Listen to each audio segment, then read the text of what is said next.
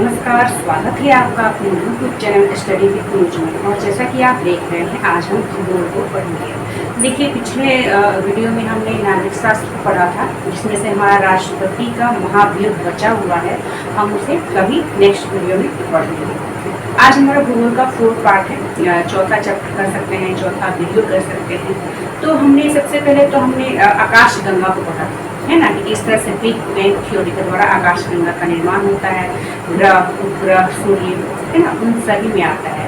इतने सारे कर सकते हैं कि आकाश गंगा में से एक हमारे भी आकाश गंगा है, ठीक है, उसमें जिसमें हम रहते हैं मिल्की वे में, ठीक है, बुध मिल्खा में हम रहते हैं। तो ये हमने पढ़ लिया था। आज हम क्या पढ़ेंगे? आज हम पढ़ेंगे सौर मंडल की उत्पत्ति का सिद्धांत, ठीक है। मतलब कितने सारे आकाश गंगा है, ठीक है, उसमें से एक हमारा अपना खुद का आकाश गंगा है, उसमें से एक हमारा सूर्य है, उस सूर्य के अपने परिवार है जिसे हम सौर मंडल कहते हैं। उसमें 8 ग्रह आते हैं, है ना, उसमें 8 ग्रह आते हैं, सूर्य आता है, क्षुद्र ग्रह आता है।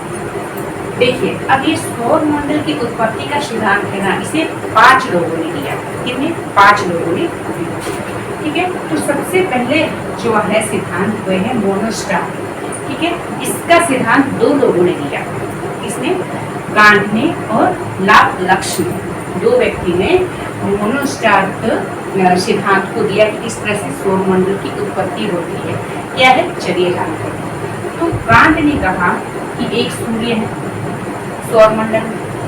तो क्या होता है कि सूर्य जो है ना, वो धधकता हुआ आग का गोला है, ठीक है, गोला रहता है धधकता हुआ, और ये घूर्णन करता है, घूमता है, काफी तेजी से ये घूमता है। तेज गति इसकी इतनी रहती है कि जो बाहरी भाग होता है वो अलग हो जाता है, बाहरी भाग जो है वो अलग हो जाता है और ग्रह का निर्माण होता है, ठीक है, ग्रह का निर्माण होता है। बड़ा जो हिस्सा रहता है, जो अलग हो जाता है, वो बनता है आपका ग्रह। जो भाग अलग हो जाता है, जो बड़ा हिस्सा होता है, वो हो जाता है ग्रह, और जो छोटा हिस्सा रहता है ना, वो क्षुद्र ग्रह बनता है, ठीक है, क्षुद्र ग्रह बनता है।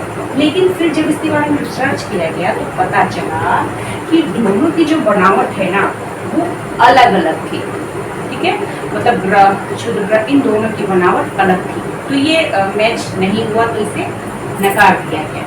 इसी मोनोस्टार में लाप्लास ने कहा, क्या कहा, निहारिका के सिद्धांत को बताया कि किस तरह से बिग बैंग थ्योरी के द्वारा ब्लास्ट होता है और हमारे सौरमंडल का निर्माण होता है। तो सूर्य खिंचाव के कारण ब्लास्ट होता है, ठीक है। और कौन सी थ्योरी थी? बिग बैंग थ्योरी रहती है, बिग बैंग थ्योरी रहती है।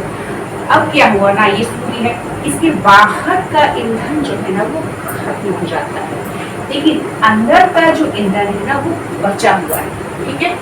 अब इसमें से ये देखिए, एक हिस्सा जो है ना, वो अलग हो गया, ठीक है, अलग हो गया, और इसी से सौर मंडल का निर्माण होता है। बात समझ में आया?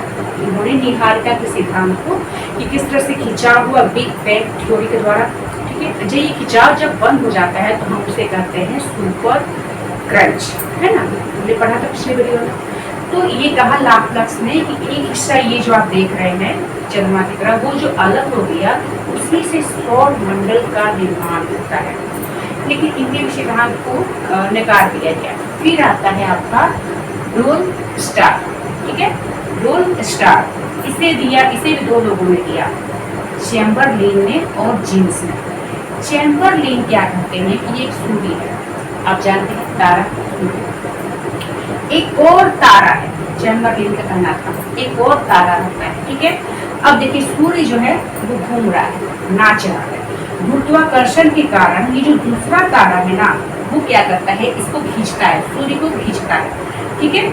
और इसी खिंचाव के कारण ग्रह बनते हैं, ठीक है, ग्रह बनते हैं, यहाँ पर आप देख रहे हैं। लेकिन सवाल ये आया जब रिसर्च हुआ काफी समय के बाद, तो बोला गया कि ये जो दूसरा तारा है ना, वो कहाँ है, आखिर ये तारा कहाँ गया, तो इसे भी नकार दिया गया। फिर इसी रोल स्टार में जीन्स, इन्होंने क्या कहा कि एक सूर्य है, इसके साथ एक और तारा है, ठीक है।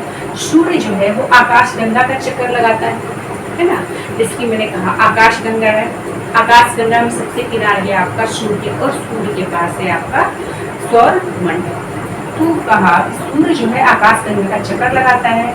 अब देखिए ये भी चक्कर लगाता है, सूर्य भी आकाश गंगा का, तारे भी लगाते हैं, ग्रह भी लगाते हैं, और सबसे स्पीड किसका है गति, वो है सूर्य का। अब ये जो दूसरा तारा है वो भी चक्कर लगाता है। तो क्या होता है ना, चक्कर लगाने में आप देखते होंगे कभी कोई पास आता है, कभी कोई दूर जाता है।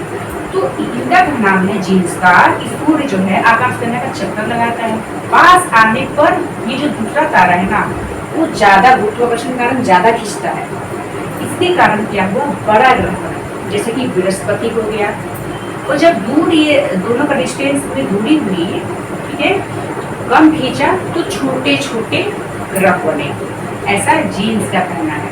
तो फिर से ये सवाल आया कि ये दूसरा तारा कहाँ गया, ये तो हमें दिखाई नहीं देता है।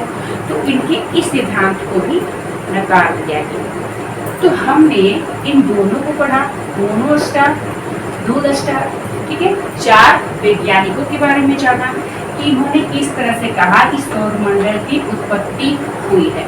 ठीक है, किसी ने कहा कि ये कर सकते हैं कि सूर्य जो है वो धधकता हुआ आग का गोला था। ठीक है, ईंधन खत्म हो गया।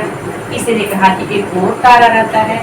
अब हम पढ़ेंगे जिसके बारे में विश्वास किया जाता है, उनके सिद्धांत को माना गया है, वो है डबल स्टार। ये है डबल स्टार, हम पढ़ेंगे डबल स्टार को। ठीक है, तीसरा सिद्धांत को जो कि है डबल स्टार, इसे दिया है लिलिटन ने। ठीक है, इसे ही सही माना जाता है। ठीक है, ये क्या कहते हैं कि एक तो सूर्य है, स्टार है, तारा है, आप जानते हैं। इस तारे के अलावा 2 और मतलब डबल स्टार और थे। ठीक है, इससे पहले जो दूसरा सिद्धांत था उसमें एक ही तारे के बारे में कहा गया है, लेकिन लिलिटन कहते हैं कि सूर्य के अलावा 2 और स्टार थे। देखिए, ठीक है, ये जो तारा है ना, एक जो तारा था वो बड़ा था।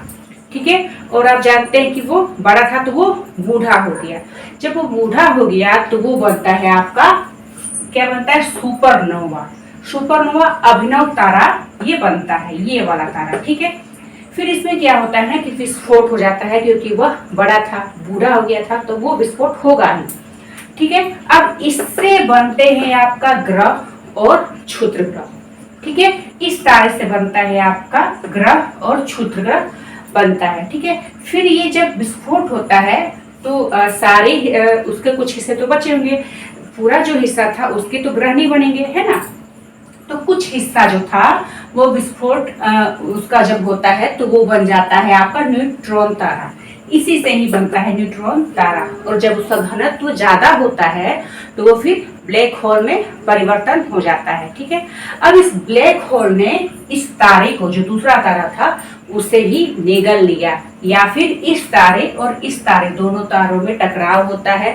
ठीक है, और वो ये दोनों ही नष्ट हो जाते हैं, इसलिए इसके कुछ सबूत नहीं रहते हैं। ठीक है, इसलिए हमें सिर्फ सूर्य ही तारा जो है वो दिखाई देता है। ठीक है, तो इस तरह से सौर मंडल की उत्पत्ति के ये 3 सिद्धांत थे। इसे 5 व्यक्तियों ने दिया, 2 को नकार दिया गया, और लिलिटन के सिद्धांत को ही सही माना जाता है। ठीक है, तो इस तरह से हमने सौर मंडल की उत्पत्ति के सिद्धांत को पढ़ा। आप इसे और भी कह सकते हैं कि ज्यादा डिटेल्स में पढ़ें, और आगे के वीडियो में हम आगे पढ़ेंगे। तब तक के लिए धन्यवाद।